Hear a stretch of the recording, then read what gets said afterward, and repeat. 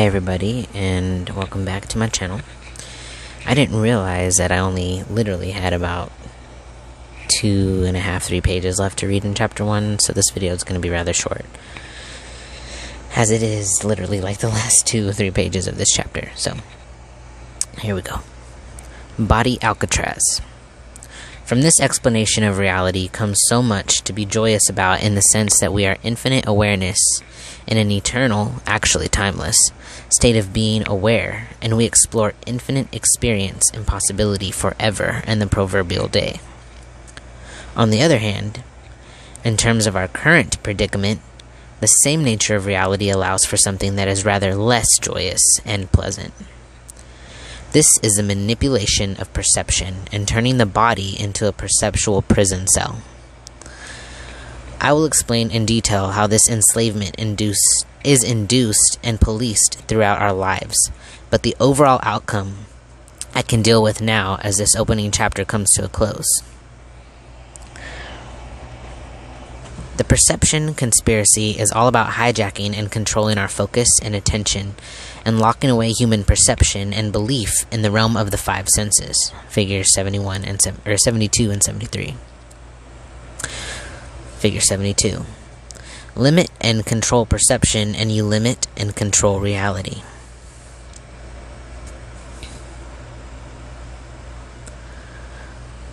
I don't know if you can see right here.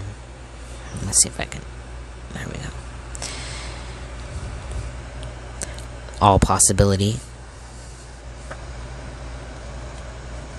But if you limit that to a small bandwidth of information, then you limit the experience that you have. Figure 73. Freedom is opening the mind to expanded awareness and multiple realities, where the human condition can be seen in a very different light. We are awareness that should perceive multiple realities in the same now, aka now moment, the present.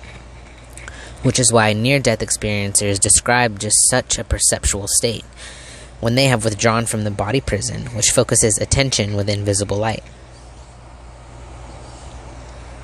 Let me read that again. We are awareness that should perceive multiple realities in the same now, which is why near-death experiencers describe just such a perceptual state, when they have withdrawn from the body prison, which focuses attention within visible light.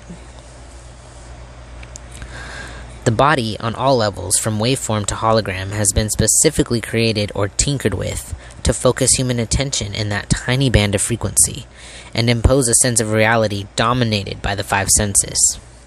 Scientists, doctors, politicians, and journalists are all under the same perceptual lock and key as the general population, and often more so.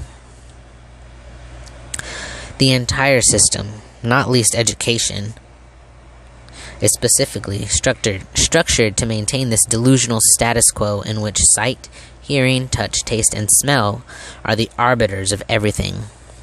Those that see beyond the illusion are called mad, bad, or dangerous, with 5-sense religion leading the way before science joined its ranks at the front line. It is a head shaker to watch people like Professor Richard Dawkins and his mindset condemning religion while acting in exactly the same way in their own religion of scientism. Both versions of religion have an immovable belief system that repels all borders, with an unquestioning certainty that if anyone else says something different, they must be wrong, with no further inquiry or research necessary. To Professor Dawkins, no one can be sane or well-educated unless they agree with him. Meanwhile, shamans like this one in Central America blow the academics away with their understanding of reality. Quote, "We are perceivers, we are awareness. We are not objects, we have no solidity. We are boundless, we, or rather our reason, forget this, and thus we entrap the totality of ourselves in a vicious circle from which we rarely emerge in our lifetime." End quote. This reason and vicious circle are generated and exploited to impose a perceptual entrapment, which also ensnares those like Professor Dawkins, to whom people look for scientific enlightenment. The scientific and normal definitions of reason, rational, and logical are all expressions of the same perceptual prison, and these are three words that pour forth from the mouths of the dogma-Dawkins school of the scientifically blind and blinkered. Dictionary definitions take us in a circle back to the start, or another symbolic circling of the wagons to keep out expanded awareness. Reason is defined as to determine or conclude by logical thinking. Logic is a system of reasoning, and rational is based on or agreeable to reason. Mom, I'm back. All roads lead to reason, which is also described as a normal mental state or sanity. Reason, the word used to determine sanity, turns out to be nothing more than a programmed perception imposing its kindergarten version of normal. Blaise Pascal, the 17th century French philosopher and mathematician, which I'm sure I butchered the name, so forgive me. Anyways, he said, the endpoint to rationality is to demonstrate the limits of rationality. Well, it is to those who are conscious beyond the programming. There must be an endpoint because rationality, as perceived by mainstream everything, is the concept of a closed mind, not an open one. A closed mind is another standing or stationary wave, jogging on the spot and oscillating only in the realm of the perceived known, with no desire to move on and explore the infinite realms of the unknown at least to humanity. Figure 75.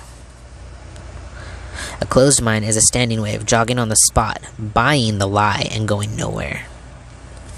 When I observe the dogma-Dawkins mentality, I see a standing wave oscillating with its certainties, while unwilling to move beyond them. I also see fear in their eyes, the fear of being wrong. Maybe that's the real reason they stay where they are, and attack those who don't. So who or what would want to put the human race in a perceptual trance and lock us away in the five senses? And why? To that we shall now turn. Alrighty, I'm gonna end it there. So, I will be doing a summary of this chapter, like my own takeaways about it and whatnot, but I am gonna continue with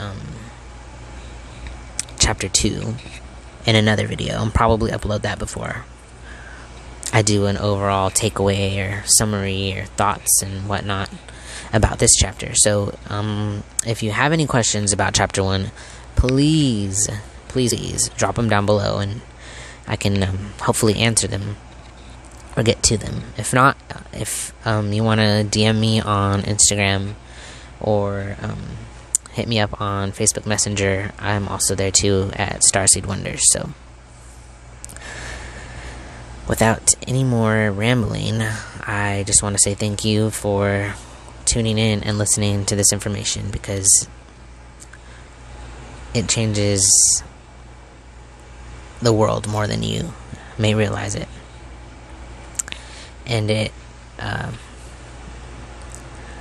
can change you too if you allow it to. Anywho, thank you for the likes and the subscribers out there. Thank you, you the real MVP.